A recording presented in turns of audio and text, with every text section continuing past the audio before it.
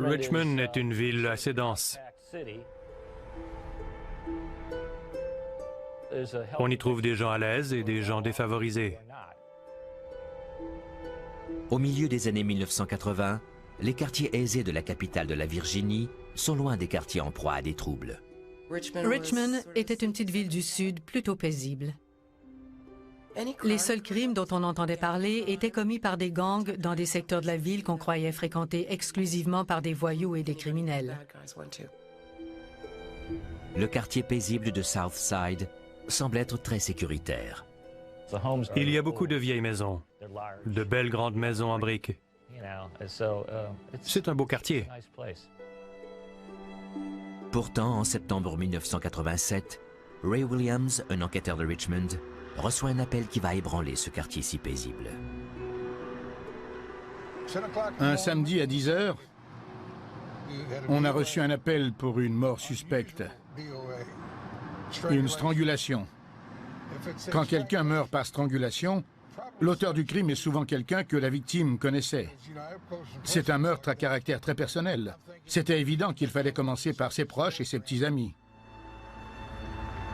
En entrant dans l'appartement de la victime au rez-de-chaussée, l'enquêteur comprend vite qu'il se trompait. J'ai tout de suite constaté que je n'avais jamais vu ce genre d'agression. C'était un meurtre vraiment très spécial. Certains éléments ressortaient et nous portaient à croire qu'il y avait eu un genre de rituel. Elle était étendue sur le ventre, le haut du torse sorti du lit. Elle avait les mains liées avec un lacet de soulier. Il l'avait attachée de telle sorte que si on tirait sur le lacet, il se resserrait. Elle avait 2 bas autour du cou et un tuyau d'aspirateur de 40 cm coincé à l'intérieur. La victime avait subi une agression sexuelle et l'agresseur l'avait rhabillée. Il y avait une grande quantité de liquide séminal non contaminé. Ça semblait évident que l'agresseur s'était masturbé. La victime de cette atroce agression est Debbie Davis, une commis comptable de 35 ans. Debbie était mon aide comptable. Elle vivait seule. Elle était divorcée après un mariage plutôt bref. Elle était chaleureuse et très gentille. Ray Williams et Glenn Williams sont venus chez moi pour me dire qu'elle avait été tuée la nuit précédente. J'ai failli m'évanouir. Je n'aurais jamais pu imaginer qu'une telle chose puisse arriver à une de mes amies. C'était une femme adorable qui n'avait pas le moindre ennemi.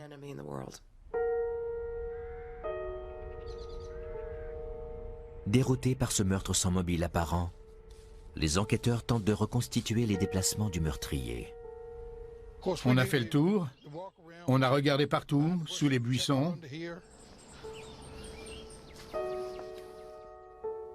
Ils découvrent vite par où l'intrus est entré. On a aperçu une berceuse sous une fenêtre de la cuisine. Il l'avait placée là. Il avait coupé la moustiquaire et il était entré par la fenêtre. Je me suis dit que ça devait être quelqu'un de très agile et de très fort. Vous voyez, je suis debout et le siège de la berceuse ne devait pas être plus haut que ça. Il fallait qu'il soit assez fort pour se hisser jusqu'à la fenêtre et se glisser à l'intérieur. Je me suis dit qu'il devait être tout un athlète s'il était assez fort pour faire ça. Sans doute qu'il est entré et après, il a attendu qu'elle arrive. Le meurtrier a eu amplement le temps de préparer son agression. Il a utilisé des choses qu'il a trouvées sur place. Il n'avait rien apporté. L'usage d'un garrot artisanal indique qu'il s'agit d'un tueur particulièrement sadique. Il l'a violée, puis étranglée en serrant et en desserrant pour qu'elle reprenne connaissance, et il a recommencé à plusieurs reprises. C'était un meurtre extrêmement violent. Quand on a connu les détails, quand on a su exactement comment il l'avait tué, on était révoltés. C'était vraiment affreux. Atroce. Il l'a torturée. Il l'a étranglée torturée et il l'a regardée mourir, comme s'il avait écrasé un petit oiseau. C'est ce qu'il a fait. En analysant la scène de crime, les enquêteurs comprennent vite qu'ils ont affaire à un tueur très méticuleux. Il n'y avait rien sur la scène de crime. Pas de cheveux, ni de poils, pas de fibres, aucune preuve physique. Il n'y avait aucun témoin, personne ne parlait. Les policiers ne savaient absolument pas quel pouvait être le lien entre le tueur et la victime. D'habitude, les enquêteurs le découvrent très vite.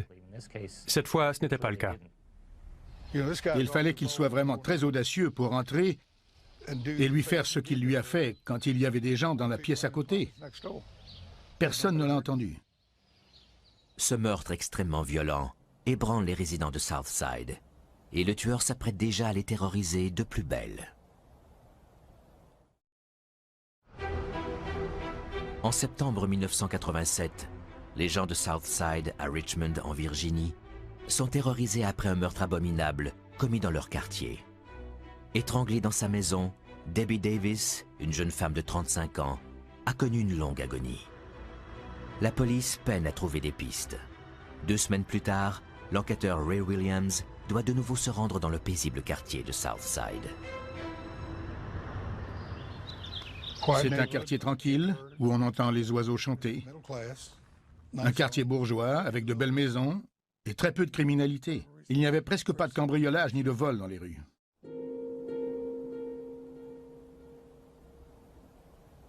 À première vue, on ne peut pas vraiment se douter de ce qui s'est passé chez la docteure Susan Hillam. Il n'y avait pas eu d'effraction. Je suis allé au fond, jusqu'à la cuisine, et j'ai vu que tout était en ordre. Les policiers répondent à l'appel du mari de la docteure Hillam qui a fait une horrible découverte en rentrant chez lui en fin de soirée. Je suis monté à l'étage et j'ai vu le lit défait, les draps en désordre, et j'ai vu aussi que les portes persiennes du placard étaient ouvertes. Puis, j'ai vu ses hanches et ses jambes qui sortaient du placard. La docteure Susan Hallam était neurochirurgienne à l'hôpital universitaire de la Virginie. Elle avait subi une agression sexuelle identique à celle subie par Debbie Davis. Et en plus, elle avait été sauvagement battue. C'était un meurtrier très spécial. Il était vraiment unique en son genre. Il était évident que le meurtrier l'avait surprise. Il était entré dans la maison par une fenêtre ouverte. Le meurtrier a fait preuve d'une agilité remarquable. Il a grimpé sur une clôture et il s'est hissé au 2e étage. Il a coupé la moustiquaire et il s'est glissé dans la maison. Il s'est sans doute caché dans le placard quand elle est arrivée. Il a laissé enlever ses boucles d'oreilles et sa montre et les déposer sur la table, puis il l'a attaqué. C'est l'un des meurtres les plus violents que j'ai jamais vus. Tout comme pour le meurtre de Debbie Davis 2 semaines plus tôt, l'intrus a été extrêmement méticuleux. Il n'y avait rien. Pas d'empreinte digitale, pas de cheveux, ni de poils. Rien qui puisse permettre d'identifier le meurtrier. Ils ont seulement trouvé des sécrétions séminales. Les enquêteurs sont horrifiés quand ils découvrent que le tueur sadique s'est servi d'un garrot artisanal. En voyant les pétéchis qu'elle avait dans les yeux, le médecin légiste a laissé entendre que la strangulation avait duré jusqu'à 20 minutes ou même plus. Il avait serré le garrot pour la faire suffoquer, puis il l'avait desserré pour qu'elle revienne à elle. Et il avait recommencé à plusieurs reprises. Pour un tueur sadique, ce qui compte avant tout, c'est d'avoir le plein contrôle sur sa victime. La faire mourir lentement et la faire souffrir en lui faisant savoir qu'il a le contrôle total sur sa vie, c'est ça qui l'excite. Il va essayer de prolonger son agonie au maximum pour satisfaire ses pulsions.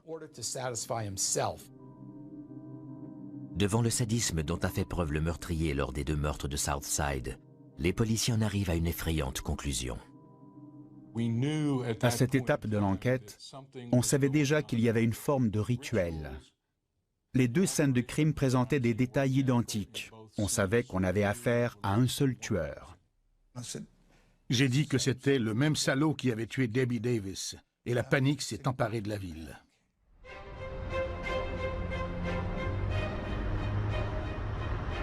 Quand on a su qu'il s'agissait d'un tueur en série, tout a changé à Richmond, immédiatement. On marchait sur Forest Hills Avenue et on voyait que toutes les lumières étaient allumées. Il n'y avait plus une seule serrure à peine dormant, ni même une seule serrure dans aucune quincaillerie. Quelqu'un est venu parler aux femmes et leur a dit « Si vous avez peur, clouez vos fenêtres pour qu'elles restent fermées. » Tout le monde était terrorisé. La tension monte et la police fait appel au FBI pour obtenir un profil du tueur qu'on surnomme maintenant l'étrangleur de Southside. On croyait, assez naïvement, qu'on devait chercher un homme blanc d'environ 30 ans. Un homme intelligent, solitaire, qui ne parlait pas de ses crimes et qui rôdait dans la nuit.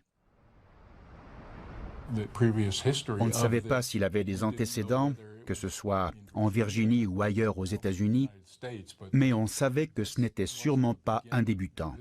L'auteur de ces meurtres avait de l'expérience. La police poursuit son enquête et trouve enfin un indice, un lien entre les victimes.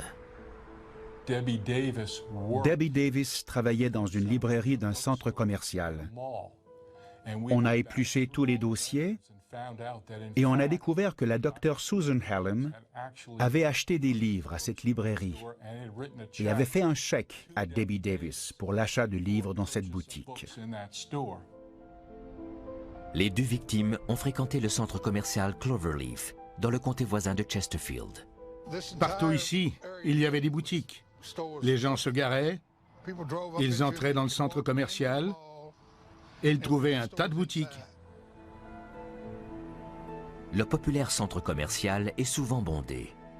Dans la foule, un homme solitaire passe inaperçu. Timothy Spencer a 25 ans et peu de gens le connaissent dans la région. Il est à plus de 150 km de chez lui puisqu'il vit à Arlington en Virginie, une paisible banlieue de Washington, D.C.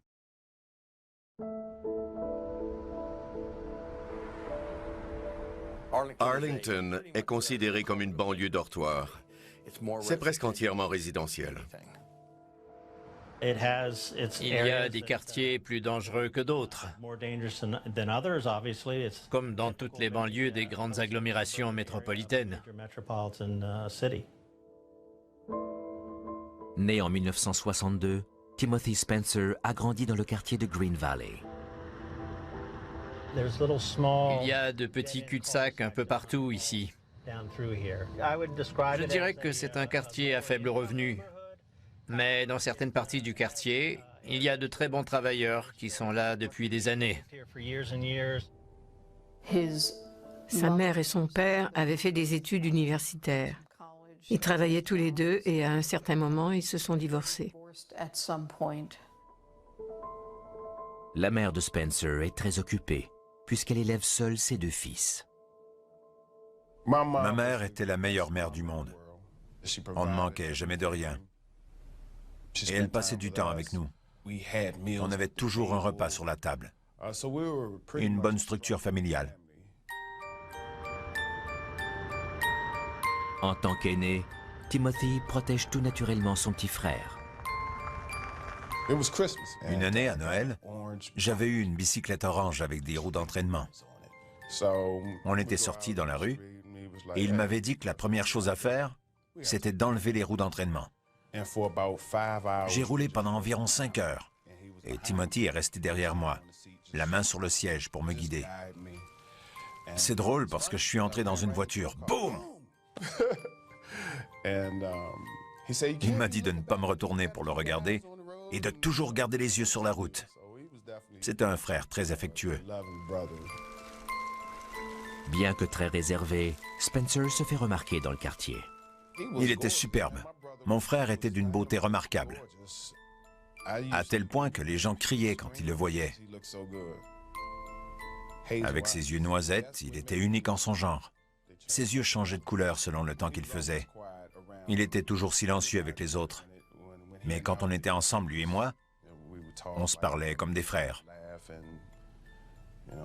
On riait, on se disait des tas de choses. C'était mon grand frère. Les gens qui se distinguent par leur grande beauté ou parce qu'ils ont quelque chose d'unique ont souvent des traitements de faveur. Les gens les traitent comme des êtres spéciaux. Ils en viennent à croire qu'ils ont droit à ce genre de traitement. Et si en plus ils sont narcissiques, ils peuvent se fâcher s'ils ne sont pas traités avec autant d'égard. Spencer fait beaucoup d'efforts pour se conformer à ce qu'on attend de lui, mais son comportement se dégrade pendant ses années d'école. C'était un mauvais élève. Il était difficile. Il était sans doute intelligent, mais il faisait très peu d'efforts à l'école. Puis, vers l'âge de 12 ans, il s'est mis à uriner et à déféquer dans des espaces publics de l'école.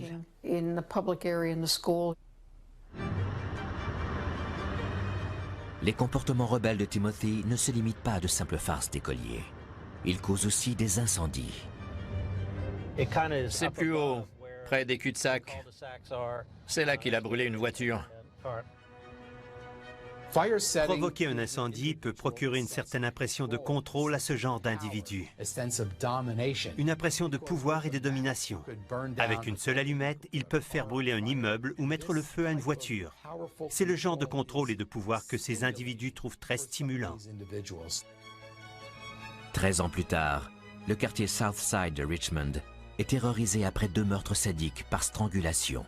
Et juste à l'extérieur des limites de la ville, le tueur s'apprête à frapper de nouveau. Diane Cho était une jeune fille de 15 ans qui vivait dans le comté de Chesterfield. L'adolescente est une très bonne élève qui rêve de faire des études en médecine. Le 21 novembre, elle termine sa journée de travail à l'ordinateur dans sa chambre. Ça s'est passé un samedi.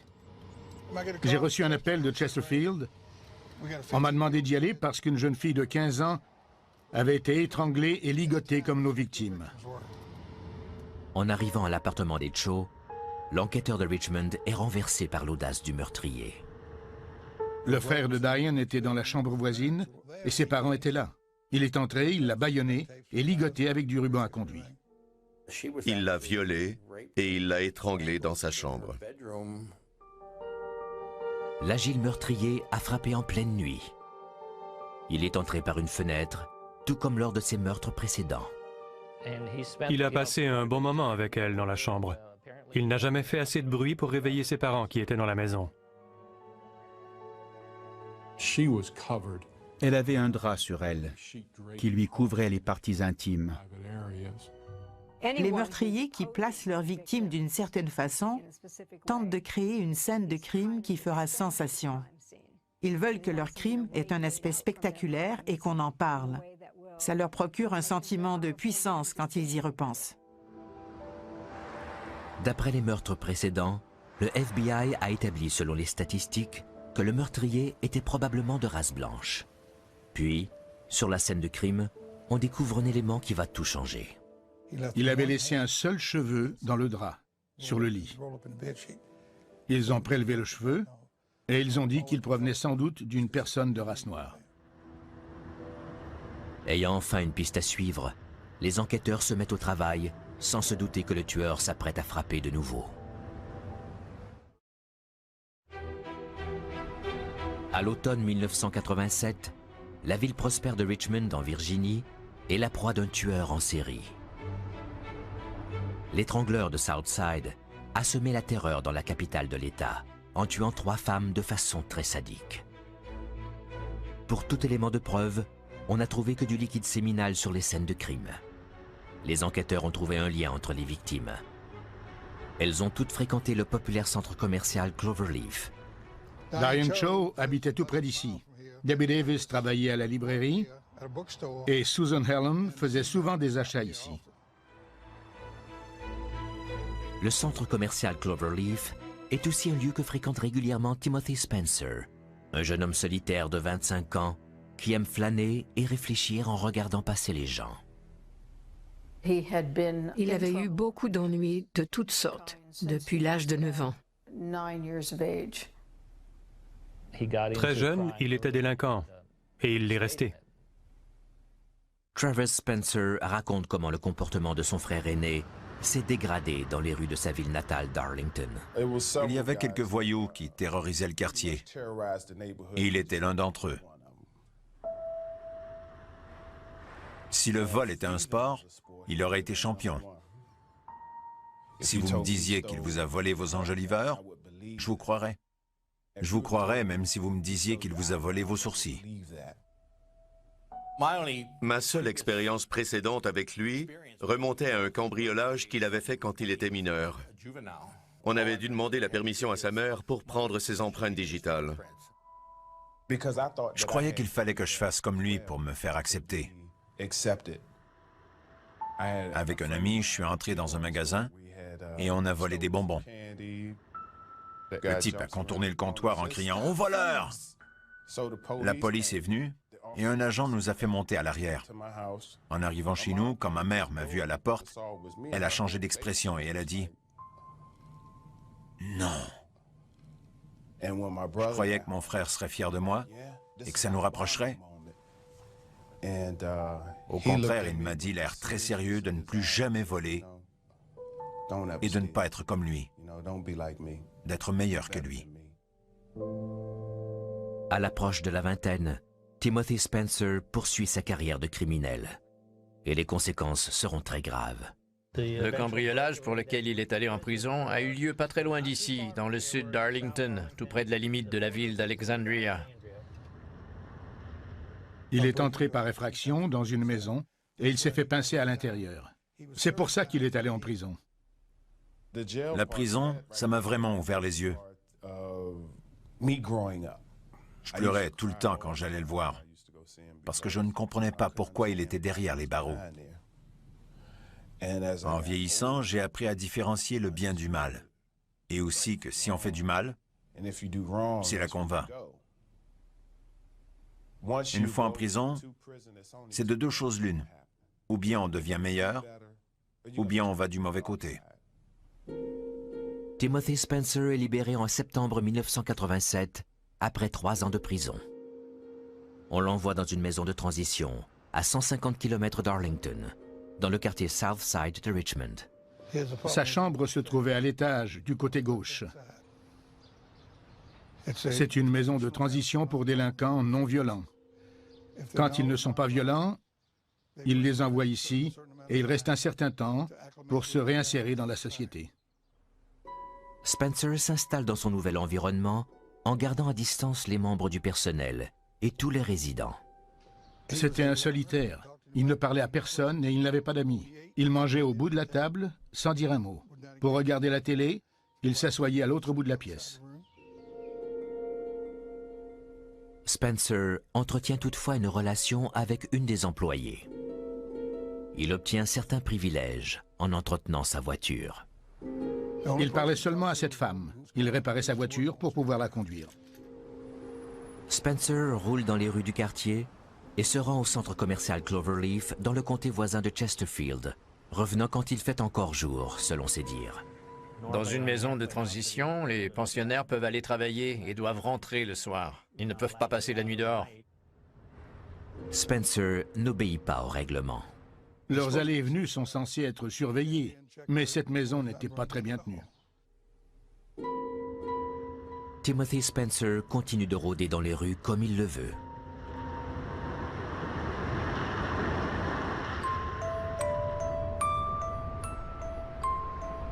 Les gens de Richmond sont toujours terrifiés par l'étrangleur de Southside. Mais à 150 km au nord, la ville d'Arlington semble être hors de la portée du tueur sadique. On est dans la partie sud d'Arlington, dans un joli quartier très paisible. C'est tout près de Washington. Je crois que Richard Nixon y a habité à une certaine époque, avant d'être président. C'est un endroit très agréable, où il y a très peu de criminalité.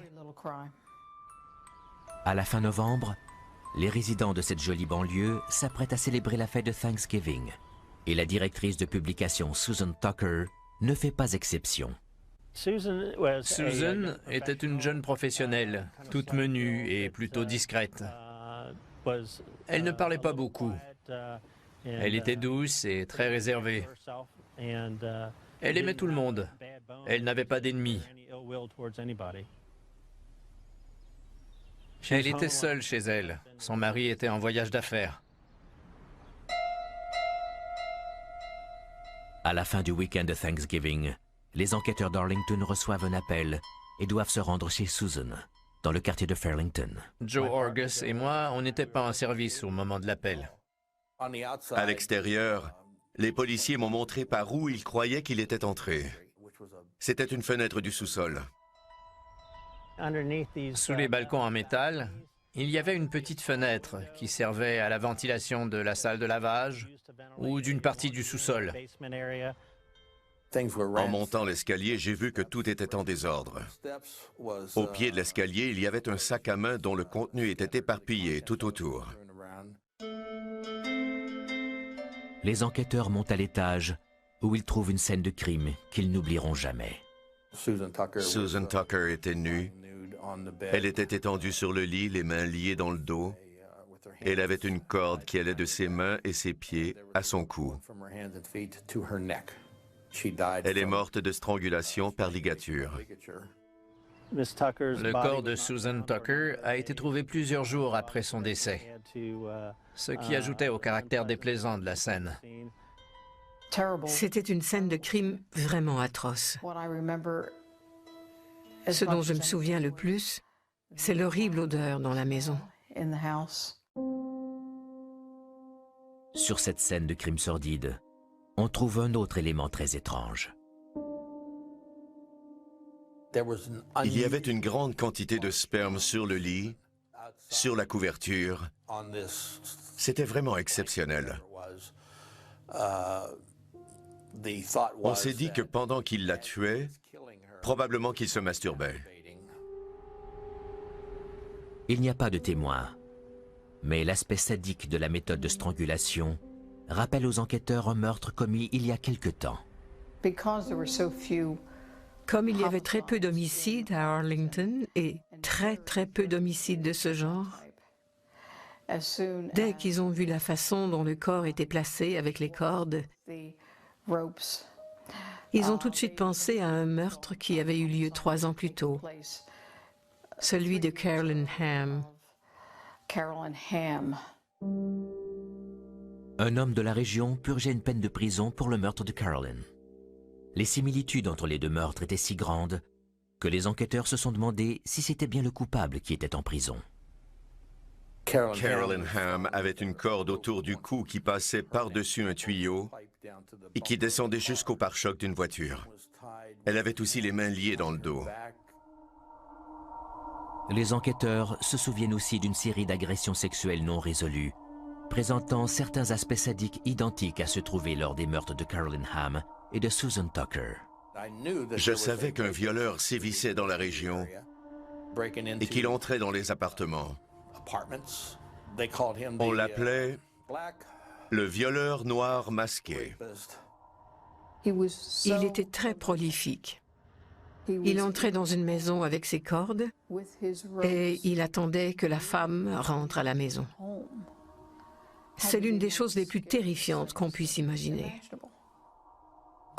J'ai appelé le service de profilage du FBI. Ils nous ont dit qu'il y avait de fortes chances que le violeur noir soit notre meurtrier. Et ils m'ont donné d'importantes informations à l'effet que lors du premier viol, le violeur avait transporté la jeune fille d'un secteur à un autre. Il y avait de fortes chances que le suspect habite ce secteur parce qu'il l'aurait transportée à un endroit où il se sentait à l'aise. Ils agissent à l'intérieur de leur zone de confort pour tenter de commettre leurs crimes sans se faire pincer. Ils connaissent les rues, les voitures de police et toutes sortes de détails concernant les immeubles dans lesquels ils projettent d'entrer. Ils peuvent ainsi mieux observer la personne qu'ils suivent et qui semble être vulnérable. Il y a un genre de zone tampon entourant de près leur maison ou leur lieu d'affaires. Les enquêteurs d'Arlington écartent des suspects potentiels. Et la liste est beaucoup moins longue. Il y en avait un qui m'avait embêté 5 ou 6 ans plus tôt. C'était un cambrioleur. Tout à coup, je me suis souvenu du prénom, Timmy, et ensuite de Timmy Spencer. Le criminel professionnel de 25 ans a grandi à Arlington, dans le quartier de Green Valley. La maison de sa famille est située tout près du lieu où a été commis le premier viol, en 1983.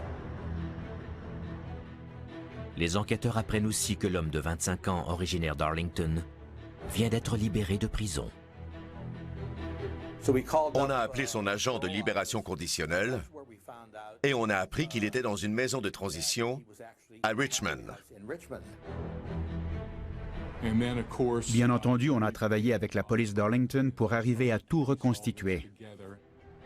On a rencontré l'enquêteur Ray Williams. Il devient vite évident que Spencer pourrait être l'auteur de beaucoup plus de crimes que la série de viols et le meurtre de Carolyn Hamm. Les enquêteurs d'Arlington et de Richmond découvrent de troublantes similitudes avec les meurtres plus récents commis dans les deux districts. Ils vérifient aussi les déplacements de Timothy Spencer. On a vu dans le registre des sorties de la maison de transition que chaque fois qu'il y avait eu un meurtre, il était sorti. Il était sorti chaque fois qu'il y avait eu un meurtre à Richmond. Et en plus, il avait obtenu la permission d'aller à Arlington pour le Thanksgiving. C'est le week-end où Susan Tucker a été tuée. En fouillant dans le passé de Spencer, les enquêteurs découvrent un type de comportement très inquiétant. Le grand incident qui a refait surface pendant le profilage du FBI était l'incendie criminel. Tout nous indiquait qu'il avait effectué une transition vers une escalade dans le crime. Il a commencé par entrer dans des maisons, puis il entrait et il déféquait, et c'est devenu de plus en plus grave. Il lui est arrivé plusieurs fois de voler des choses dans une maison, puis d'aller à côté et d'attendre qu'une femme arrive. Souvent, avant de devenir des agresseurs sexuels, ils commencent par des cambriolages sexuels. C'est un genre d'expérience permettant de voir jusqu'où ils peuvent aller sans se faire pincer. S'ils y prennent du plaisir, ils vont aller plus loin et s'en prendre à des personnes. D'habitude, ils commencent par les molester ou les violer. Puis, ça peut mener à la torture sexuelle ou au meurtre. Ayant obtenu un portrait plus précis de leur suspect, les policiers décident d'appréhender Spencer. On était devant la maison de transition quand il est arrivé. On est entré, on l'a menotté et on l'a emmené au quartier général. Je l'ai interrogé pendant 12 heures et il n'a jamais rien avoué. Il ne comprenait pas. Il parlait bien, il se servait très peu du jargon de la rue. À un certain moment, je me suis demandé si on avait arrêté la bonne personne. Mais on était presque certain que c'était le cas. Les crimes atroces ont été perpétrés par un tueur prudent et calculateur. Les policiers n'ont que de minces preuves circonstancielles et craignent que Spencer puisse s'en sortir. À la suite d'une série de meurtres sadiques à caractère sexuel commis en Virginie, les policiers d'Arlington et de Richmond conjuguent leurs efforts pour arrêter Timothy Spencer dans une maison de transition. Au départ, les enquêteurs n'ont que des preuves circonstancielles, mais grâce à de récentes avancées en sciences judiciaires, ils disposent d'un tout nouvel outil. À ma connaissance, c'est une enquête historique parce qu'il s'agit du premier meurtre jamais résolu grâce à l'ADN. Les policiers ont affaire à un meurtrier méticuleux, mais ils espèrent que le profil génétique de Spencer sera identique à celui obtenu à partir du sperme prélevé sur les scènes de crime. On l'a immédiatement arrêté et on a pris un échantillon d'ADN. Ensuite, tout le monde a retenu son souffle en attendant les résultats. À l'époque, on attendait plusieurs semaines avant de recevoir les résultats. S'il n'y avait pas concordance et que le meurtrier n'était pas Timothy Spencer, on allait tous être dans le pétrin. C'était lui. L'ADN trouvé sur la scène de crime d'Arlington et sur 2 des 3 scènes de crime de Richmond était bel et bien celui de Spencer. On avait des preuves génétiques pour 3 des meurtres. On tenait le meurtrier. Maintenant, il fallait convaincre le jury. Les enquêteurs continuent de monter le dossier. Ils observent les déplacements de Spencer au centre commercial Cloverleaf, un endroit qu'avaient fréquenté 3 de ses victimes. Il s'assoyait pendant des heures au milieu du centre commercial et il observait les femmes. Il restait assis et il les regardait passer. Il n'achetait jamais rien. Il était comme un caméléon. Il se fondait dans le décor et ne causait jamais de problème. C'était évident qu'il choisissait très méticuleusement ses victimes. Quand il en trouvait une, il la suivait pour voir dans quelle boutique elle entrait. On a pu rassembler des éléments de preuve permettant de démontrer que c'était sans doute à cet endroit qu'il trouvait ses victimes.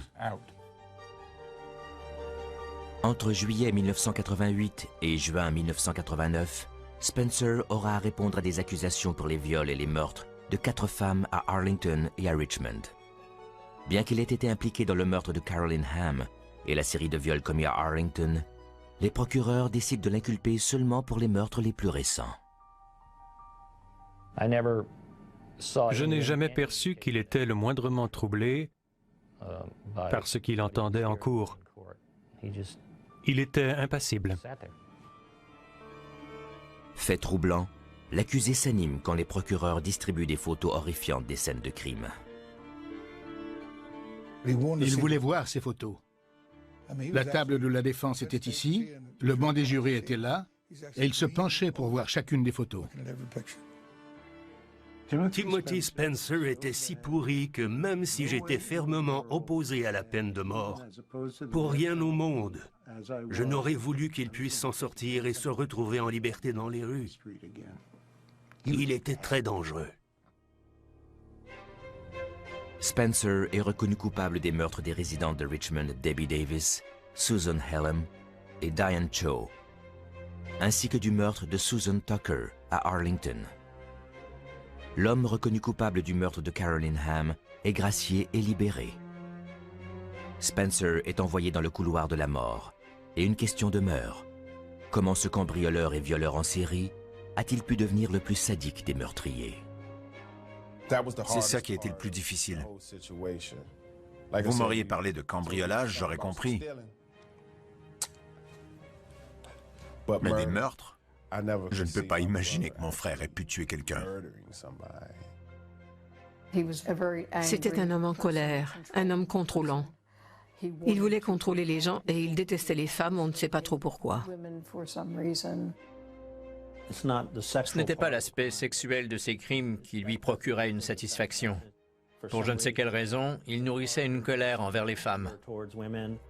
Ça s'est intensifié et il est passé à la torture, qui était motivée par la colère. Il exprimait sa colère en torturant ses victimes. On dirait presque qu'ils veulent voir jusqu'où ils peuvent aller sans se faire arrêter. Une fois la victime captive, quand ils savent qu'elle ne peut plus leur échapper, ils veulent faire durer ce sentiment de pouvoir que leur procure le fait de dominer cette personne. Mais d'où venait cette colère si dévastatrice? Timothy Spencer était-il un tueur né? Quelque chose ne tournait pas rond dans son esprit. Quand quelqu'un est malade, il faut le soigner, lui donner des médicaments, le suivre de près. Pour avoir grandi avec lui, je vous l'assure, c'est certain qu'il était malade. On ne voit pas de facteur génétique qui puisse jouer un rôle dans le fait que quelqu'un devienne un meurtrier sexuel. Si la personne est aussi un prédateur psychopathe, on peut certainement dire qu'il y a des facteurs cérébraux. Des régions du cerveau où les pulsions agressives sont freinées et des régions du cerveau où se prennent les décisions d'ordre moral peuvent être atrophiées. On a alors un meurtrier sexuel qui est aussi un psychopathe et il est fort probable que cette personne deviendra un agresseur très violent. Je ne dirais pas qu'il était un tueur né, mais ses pulsions sexuelles perverses étaient sûrement bien enracinées. Combiné à des événements qui se sont produits pendant l'enfance quand il était en plein développement, il était fort probable qu'il allait passer à l'acte. Timothy Spencer a été exécuté au centre correctionnel de Greensville le 27 avril 1994. Ils m'ont demandé si j'y allais, mais je n'ai pas voulu y aller. Je côtoie la mort tous les jours. C'est un moyen légal, mais on tue tout de même quelqu'un. Je ne dis pas qu'il ne méritait pas de mourir. Au moins, il ne pourra plus tuer. Mais je ne suis pas vraiment en faveur de la peine de mort. Ce jour-là, moi j'étais là. C'était sa dernière journée sur cette terre et ils nous ont dit qu'il nous restait 2 minutes pour lui parler. C'est étrange quand on pense qu'il était parfaitement en santé. Ils ont presque dû nous arracher l'un à l'autre.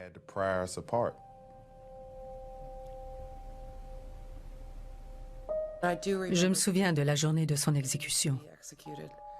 C'était une journée très étrange pour moi. Je n'ai pas été capable de parler à qui que ce soit. C'était lourd. Je pensais à mon ami. Pour la plupart des gens, les crimes de ce tueur sadique sont choses du passé. Mais les proches des victimes ont du mal à oublier. Pour être capable de faire ce qu'il a fait, pour arriver à tuer mon ami de façon aussi sadique, il faut vraiment être un monstre. Il était le mal incarné, une personne extrêmement malfaisante. Il était sans l'ombre d'un doute la pire personne que j'ai rencontrée au cours de mes 25 années de carrière dans ce genre d'environnement. Il y a des nuits où je rêve à lui et j'aimerais le serrer dans mes bras, mais il n'est pas là. Il n'est plus là. Après ce genre de rêve, 9 fois sur 10, je me réveille en pleurant. Il a fait ce qu'il a fait, c'est évident, et on ne peut rien effacer. On est tous des victimes de ces crimes. La vie continue, mais c'est un combat de tous les jours. Je suis certain que c'est aussi très difficile pour les familles des victimes. On est tous perdants dans cette histoire.